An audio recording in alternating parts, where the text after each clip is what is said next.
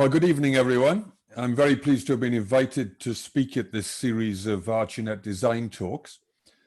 As you've heard, my name is Stuart Walker. I'm a design professor at Lancaster University in the UK, and I research into design for sustainability, which is concerned with developing better, less damaging ways of living and a better future. But this begs a number of questions. What do we mean by better? What basis do we use for assessing better? And even when we can find an answer, how do we get there? What direction do we take? So in this talk, I'd like to discuss some significant contradictions in our current approaches to design for a better, more sustainable future, the limitations of these approaches, and from this, look at taking a rather different direction. For too long, we have been trying to achieve mutually exclusive goals. On the one hand, we encourage economic growth, which is largely dependent on resource extraction, mass manufacturing, and the promotion of consumption, all of which results in environmental destruction, waste, and pollution. On the other hand, we say we are striving for sustainability. And unsurprisingly, it's not working. Consumption is constantly painted as a positive thing in our societies. We read endless news reports such as consumers boost economy. And as long as consumers keep shopping, there's hope for the economy. Such headlines serve to help maintain a system that is fundamentally flawed. It is not only incapable of fulfilling people's deeper needs and potential, it is also grossly inequitable and recklessly destructive. Let us not forget that the purpose of the market, and large corporations in particular, has little to do with caring for the well-being of people. The aim is to maximize profits and shareholder returns by constantly selling more.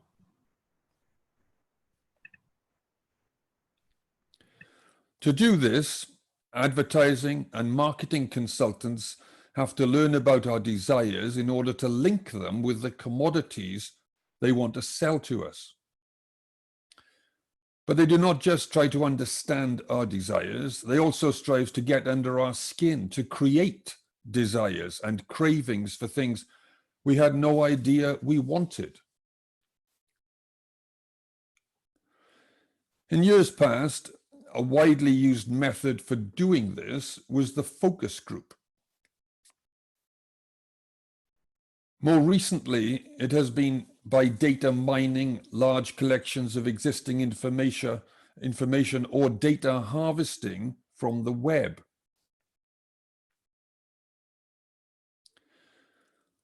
This consumption-focused system is spurred on by scientific research and the development of sophisticated technology-dependent goods and services. The rapid expansion of this system through globalization, free trade, cheap energy, and turning a blind eye to human rights and environmental standards also means that over the course of just a few decades, highly diverse ways of life have coalesced into one principal direction.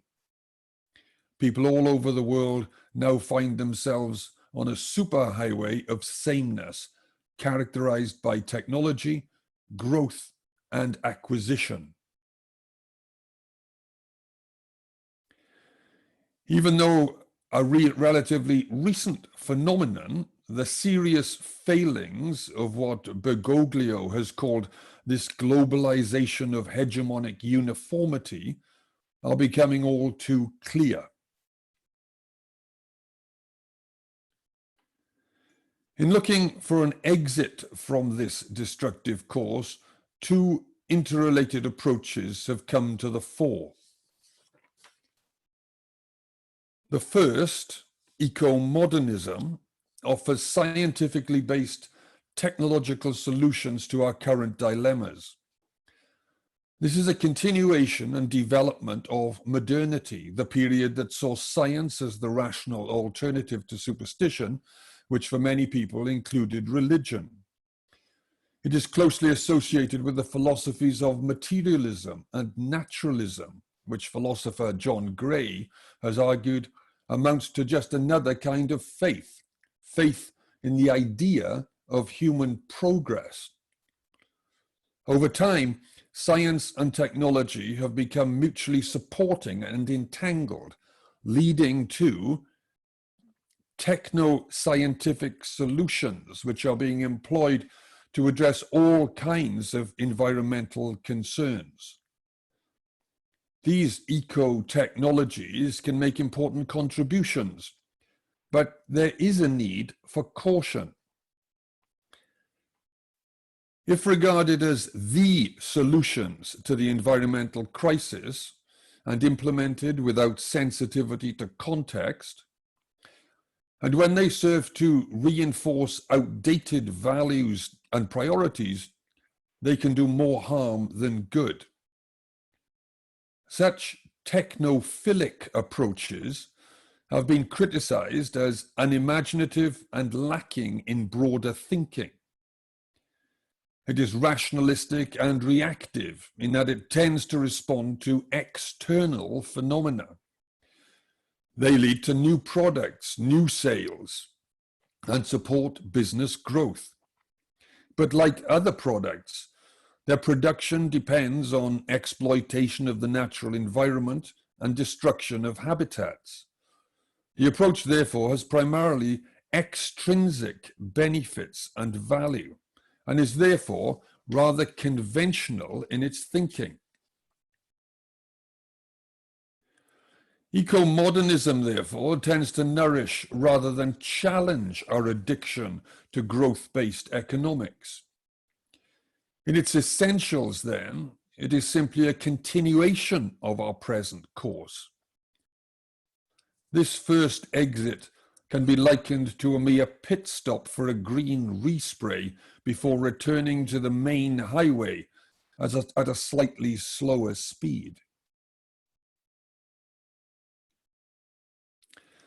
The second exit is sustainable development.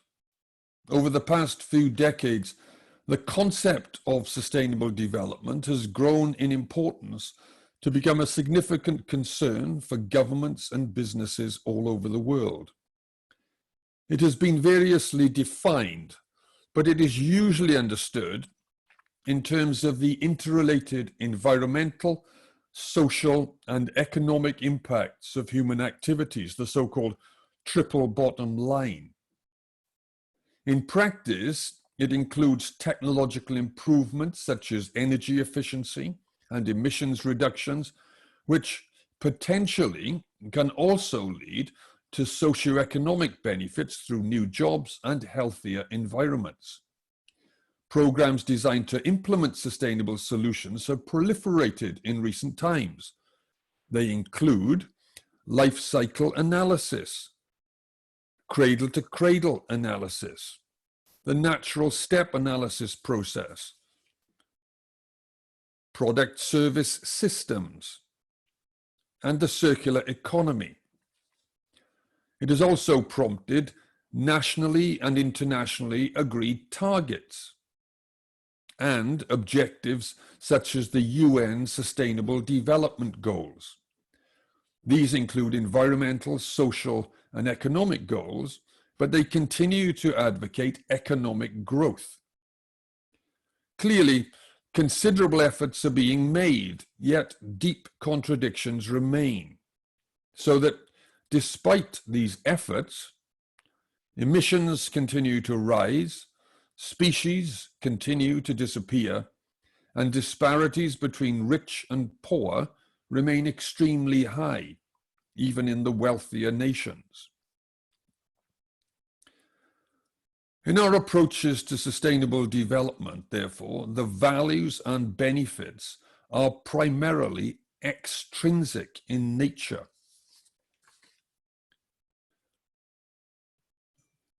Governments and businesses promote a form of sustainable development that includes economic growth, which to a large extent is based on consumption. But this is untenable on a finite planet. And the proponent of the triple bottom line, John Elkington, has recently said that it hasn't worked because it hasn't been adopted in an integrated way. The different components have been separated out in practice, and the economic factors always take precedence. Like eco-modernism, therefore, sustainable development is limited by its conventional thinking and vision. More fundamental change is needed. Some, like Herman Daly, have suggested a steady state economy and development without growth. We also need to reduce our overall consumption of goods and services. But such a suggestion is unlikely to be welcomed by either business or government.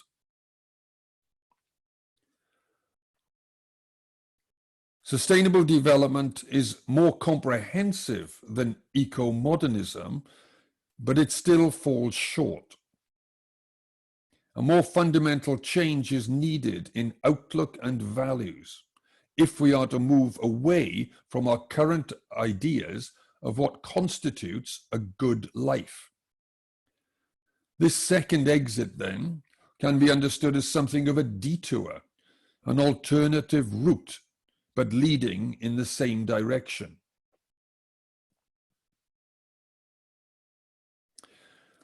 We have been told that we can have it all, that we can buy now and pay later, that we owe it to ourselves because we are worth it.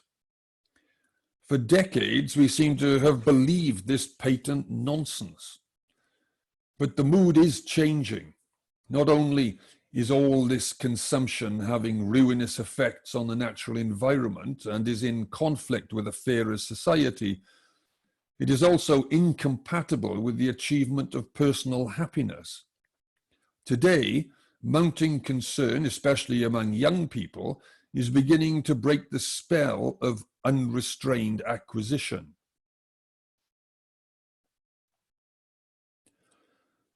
Spiritual leaders have long warned against acquisitiveness and allowing ourselves to become dominated by the senses, especially the visual sense. It leads to what has been referred to as the gratification of the eye, which results in an insatiable curiosity. We become drawn to all kinds of things that are completely irrelevant to us. This has been taught for centuries by wisdom traditions in both East and West. Contemporary society offers endless opportunities for sensory indulgence. For example, so-called clickbait is a manipulative technique designed to exploit our curiosity. Similarly, to attract more eyeballs, as it's termed in the industry, news media becomes ever more sensationalized and voyeuristic. Much scientific research is also based on endless curiosity, and its findings are transformed into technologies that in turn are mass-produced as consumer products, which we become curious about when we see them in shop windows, magazines, and online. All this drives consumption, but it's not making us any happier. Spiritual teachings tell us that by their mere presence, all these things capture our attention and preoccupy us, and we lose sight of a more meaningful sense of purpose. These things are obstacles to inner contentment and true happiness. When we are manipulated and ruled by fashions, trends, and external things, we lose our sense of self. which can only be restored through self-control and restraint. Recent religious teaching argues that our current system is an economy of exclusion and inequality, and a globalization of indifference, where we end up being incapable of feeling compassion. It characterizes this system as an economy that kills, where the powerful feed on the powerless, and as a system that devours everything which stands in the way of profits. Whatever is fragile, like the environment, is defenseless against the interests of a deified market.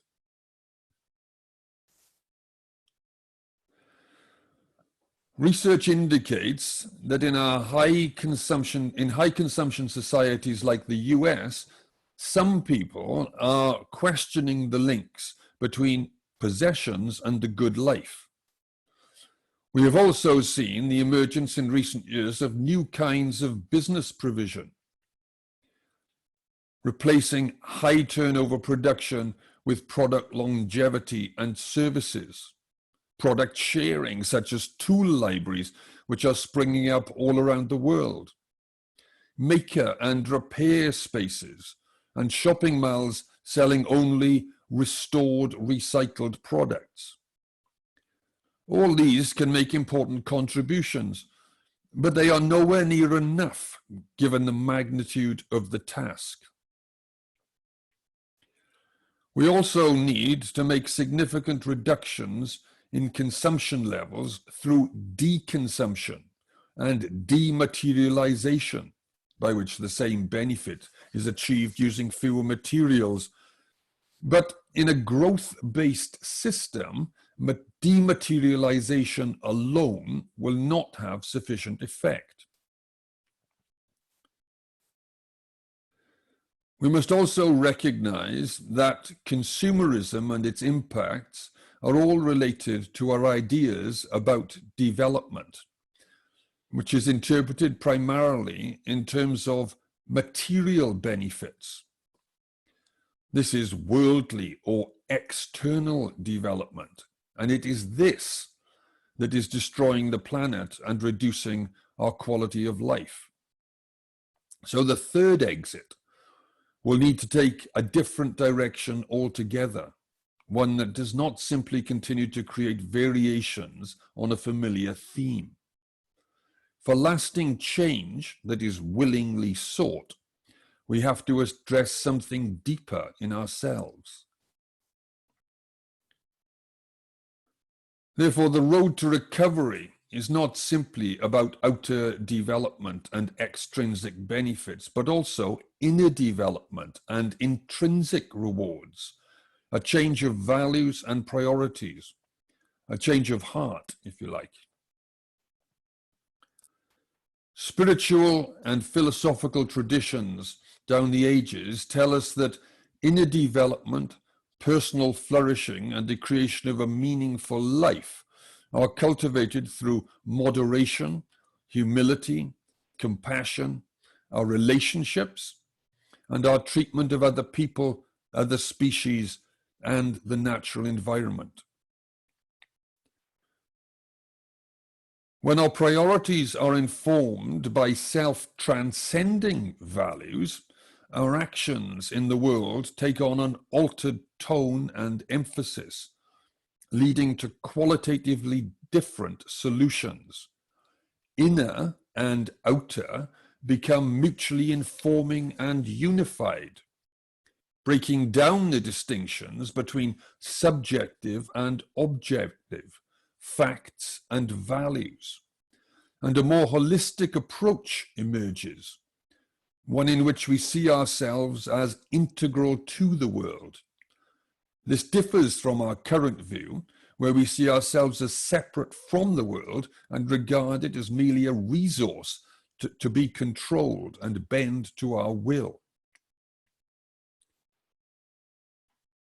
This unified understanding recognizes the importance of non-rational ways of thinking, such as intuition and the imagination, as well as human experience and traditional knowledge. These are associated with right brain thinking and with questions of ultimate purpose, notions of virtue, and creativity. And therefore, they are strongly related to ideas about design, in particular, design that goes beyond just practical or economic benefits and takes a more holistic approach.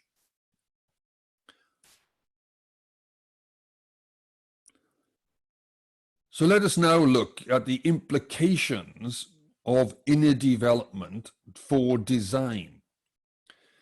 Many topics could be included in such a discussion, but the following areas are enough to indicate the direction of travel.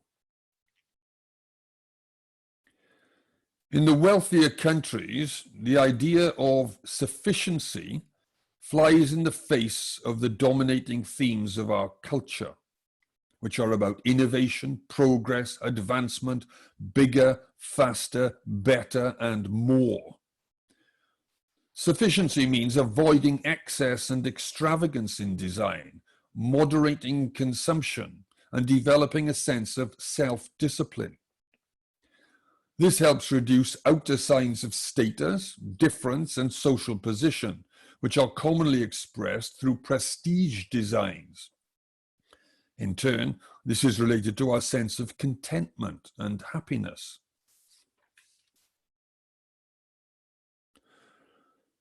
Localization supports local businesses, utilizes local resources, and uses local goods and services to furnish one's needs. All these accord with sustainability because shipping and packaging are reduced and locally made products are more likely to be repaired. It also promotes local capacity building, resourcefulness, and a sense of local identity. And it promotes trust because local reputation becomes important. Making, maintaining, and repairing context-appropriate products promotes product longevity and supports creativity. This reinforces one's sense of identity and achievement. Such practices can be deeply fulfilling, pleasurable, even meditative, and they have benefits in terms of health and well-being. In modern times, community has become eroded and society has become increasingly atomized. This can result in isolation, loneliness, unhappiness, and depression. In addition, town centres have been devastated initially by out-of-town malls and later by online shopping. Consequently, there is a need to reimagine town centres so they are geared more towards cultural, social, and recreational activities, as well as essential services. Rebuilding community can enhance a sense of place and belonging, and community-centered solutions that are developed by local people, perhaps with the support of central government, have a better chance of success. There's a need to rethink the purpose of business and its role in society. Various models are possible, but they have to be founded on a genuine commitment to environmental care, community, and the common good. Initiatives like corporate social responsibility and environmental social governance programs have proved ineffective because they are disconnected from the core purpose and activities of the business. Cooperative business models, for example, can be commercially successful while also helping ensure a fairer distribution of wealth by capping the differentials between the highest and the lowest paid workers.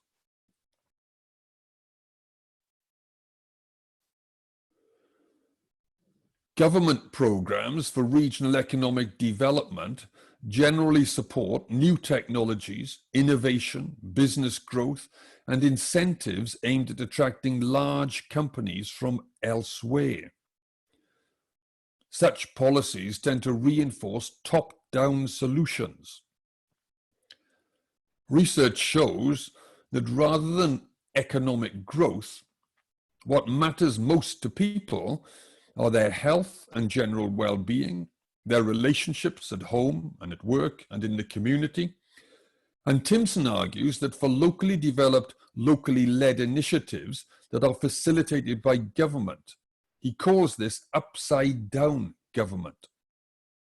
Governments can also put in measures to reduce inequalities through, for example, progressive taxes, because social inequity is fundamental to sustainability.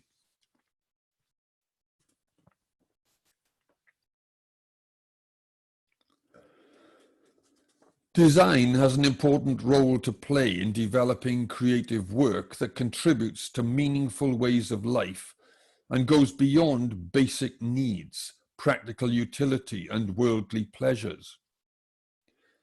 Design that has depth and is of lasting significance requires holistic development that integrates inner self with outer expression. Moderate, restrained design helps avoid the psychological obsolescence associated with extravagant fashions. Designs from good quality materials that can be repaired and upgraded help ensure product longevity. But there is also a need not to design, a need to recognize we design and produce too much. Governments could also play a role here to regulate against too much innovation and production. Designers can also contribute at the community level in supporting local initiatives with their specialized skills and knowledge.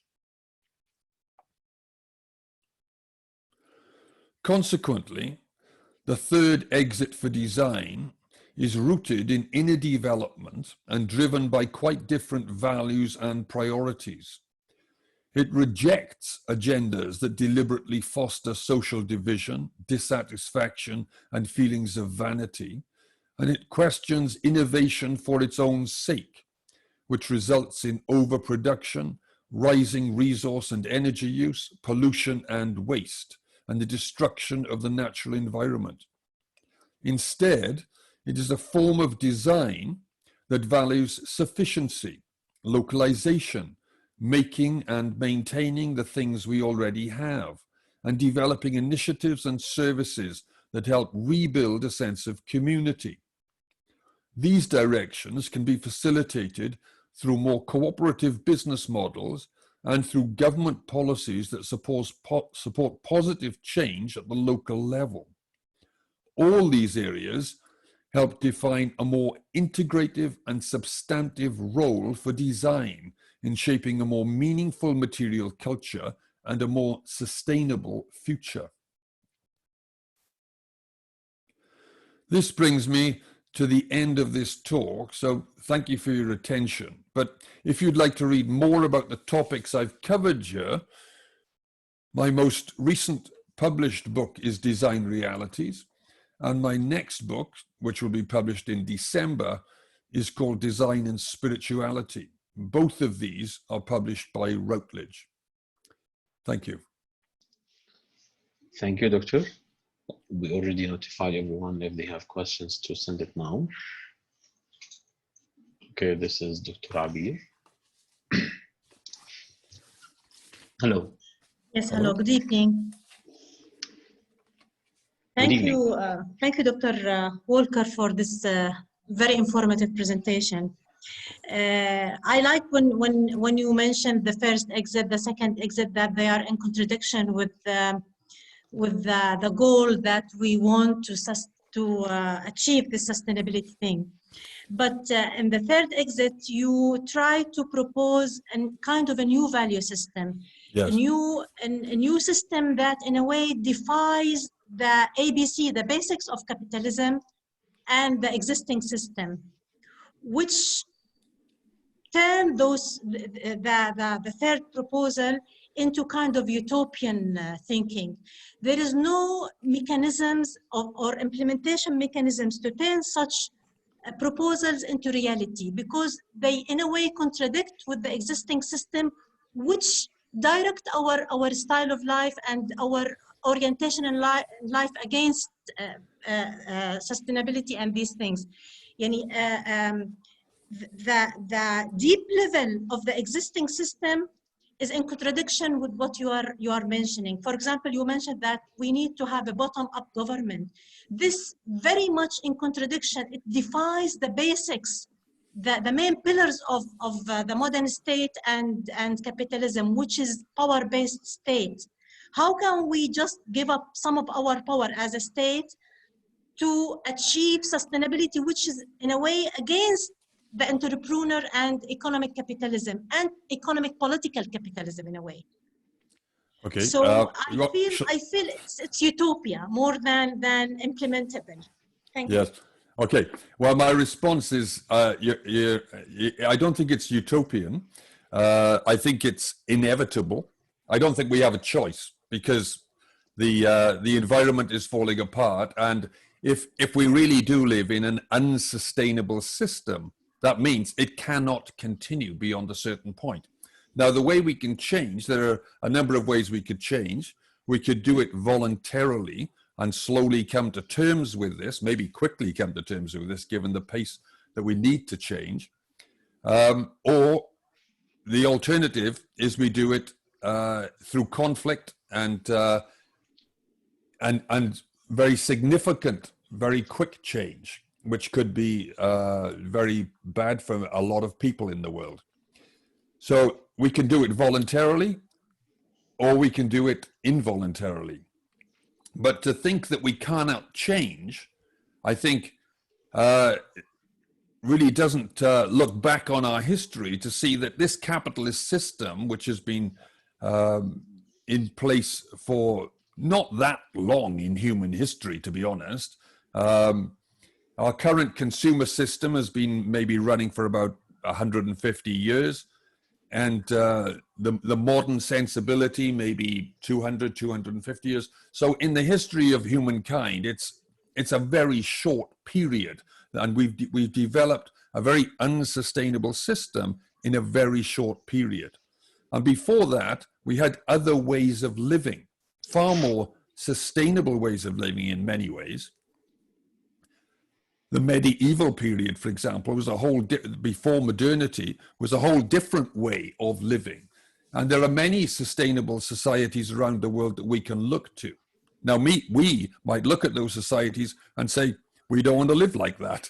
We want to continue consuming the things that we have and all the luxuries and everything that we have today. We still want to keep flying around the world and have everything we want when we want it. But clearly this system is unsustainable. And so we will have to change one way or the other.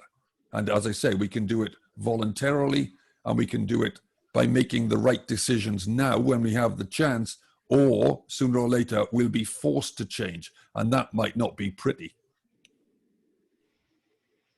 Thank you.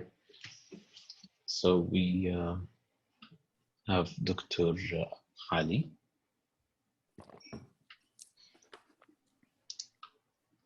So my fundamental question, Professor, is related to how would then the third route or the third road that you are suggesting for us, how to empower the community. Yes. And my second observation is related to what I was not really able to see clearly in your lecture, but maybe I will see it when I read your coming book. The whole notion of spirituality and the notion of holistic spirituality, in the sense that in a lot of situations now, we look at religion from a suspicious lens, right? And you look at Islam, for instance, and you see all this Islamophobia as cultures really growing all over the place. So how we can play a sort of a balanced game in a sense that we would encourage people to go into spiritual experiences without falling into the trap of we are pushing people to be more religious and therefore they are fanatics and therefore we need to stop them. So I hope that my questions would attract your attention. And again, thank you so much for such an enlightening and totally a paradigm shift, in my opinion. It was an honor listening to you, sir. Thank you. Thank you. Well, thank you for your comments and your questions. I greatly appreciate them. And I think the role of spirituality and religion here can be a good role. And I share your concerns about some of the problems with religion today and the way that it's expressed. And there are many expressions around the world in Islam, in Christianity, and many others, where people take those texts very literally and very fundamentally and become very intransigent in the way they interpret those. But if you can get beyond these specific cultural expressions of religion, deep down, all these religions speak about the same kind of human values, and they're really all about trying to inform us and to teach us how we should live with other people and how we should live in the world. And they're all expressed in different ways with different kinds of language, but their fundamental message is about how we should live in the world. And that's why those texts have been around for millennia. And so I think some of those fundamental teachings from those texts can help us to find new ways forward, because they're about caring for other people. They're about charity towards our neighbor. They're about looking after each other and the places in which we live. And they are the kinds of things that we need to do more of today, because we've become a very atomized, very individualistic society where communities have been broken down. And we particularly now in COVID, we all sit at home watching Netflix and consuming stuff. And once this current problem is over, we need to get back maybe with more community-based initiatives. And there are lots of examples around the world that we can point to. I mentioned a few in the presentation of local initiatives, such as repair workshops and tool libraries, where we're not buying so much stuff, and recycled shopping malls and so on.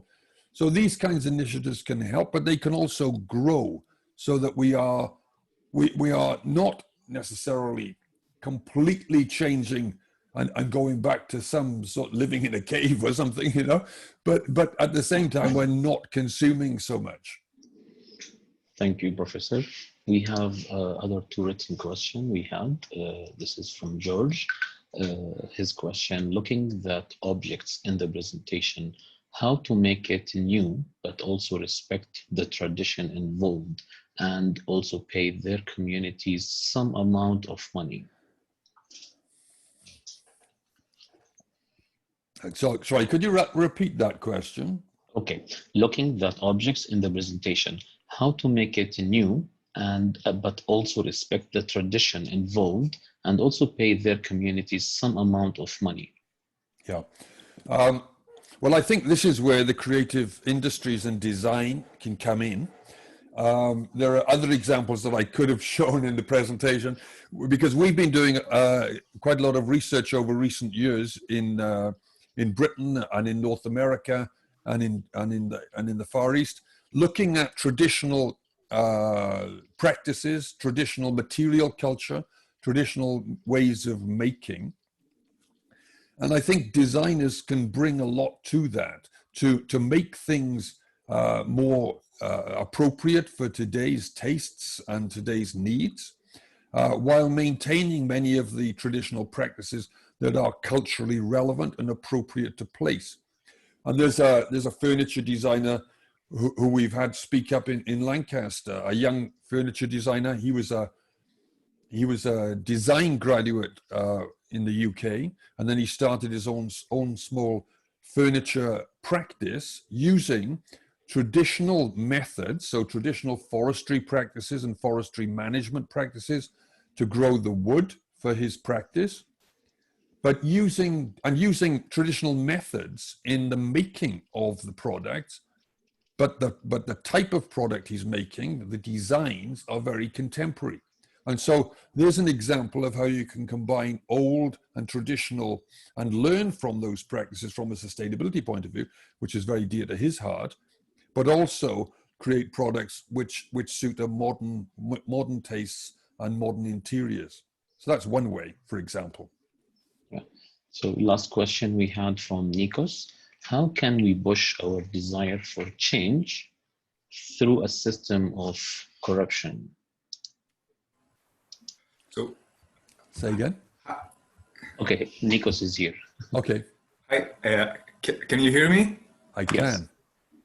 Well, I'm trying to also put on the video, but it seems not to be working. Let me give it another shot. Start my video, yes. So, hello, Nikos. How are you? Good evening from Athens, Greece, everybody. Professor Stuart Walker, is a pleasure to hear your presentation. I'm a big fan of your work, and I've been following your work through many years. I had the pleasure to read your latest published book, Design Realities. It's a book that I would strongly recommend to everybody here in the chat room. And say it again. Say it again.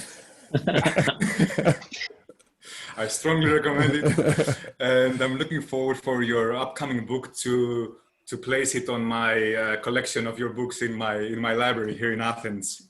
Thank you. Generally many questions, but due to our restricted time, first of all, I haven't spoken in English for quite a few years, so you have to excuse me. I have to place the words in the. I hope I place the words in the right order. My question has a more systemic-based background. So what I'm trying to say is that, so we have, let's say there's a group of people that really wants to create a positive change in our world, in our society. But let's take, for example, the context of my country, Greece. So let's say we have a group of people that want to deliver positive change. But since we are living in a hierarchical system, which means that you have many people at the bottom, but the decision makers are the ones on the top, and they are few. And so we have seen time and again that corruption is a part of our realities, and corruption is a part of the political system in Greece. I am surprised negatively from the majority of my people that we've brought again a government that has proven to be corrupt, but once again we've brought it to power. So how can we push positive change through a system that is corrupt, which sometimes it feels, because I am also a designer, it feels that is beyond self. So it's a larger than self, a problem larger than self. So you kind of lose hope in the way that you're dealing with something bigger. That was my question. I know it's not an easy one, but once again, it's a pleasure to see you. Well, I don't know. Thanks, Nick. I don't know if I've got an adequate answer for that kind of question, to be honest. Sure. But I mean, I think I would say that if we can have a more balanced outlook and develop a new kind of ethos, maybe bringing the spiritual and a different kind of ethos, where we're at the individual level, having other kinds of priorities, more about community and so on. And we're developing that at the local level, and enough local levels develop that, then things will change. So it's about motivating at a grassroots level. Right. I'm not sure that's an adequate answer, but I don't know another way that could happen other than doing things. Because you're right, that's beyond the remit of a designer, but the designer and the skills that a designer can bring which is about integrating ideas, visualizing ideas, and listening to people and trying to visualize that and manifest that in new ways, in creative ways.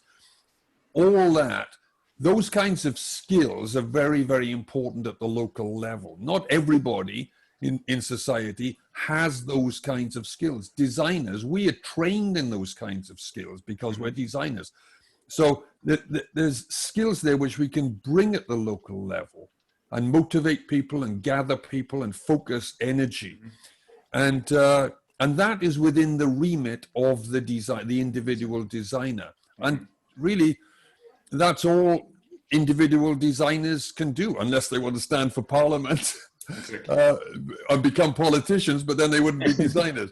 Exactly. So I think we have to focus on what we are able to do within the sphere of influence we have. Thank you very much. Thank you. So, Professor Stuart, I think we've taken all the questions. Thank you again for this inspiring talk and very informative one. Thank you. It's a pleasure to be here. Thank you, everyone. Thank you, and thank you everyone who was here today. Thank you. Take care. Thank you. Bye-bye. Bye-bye.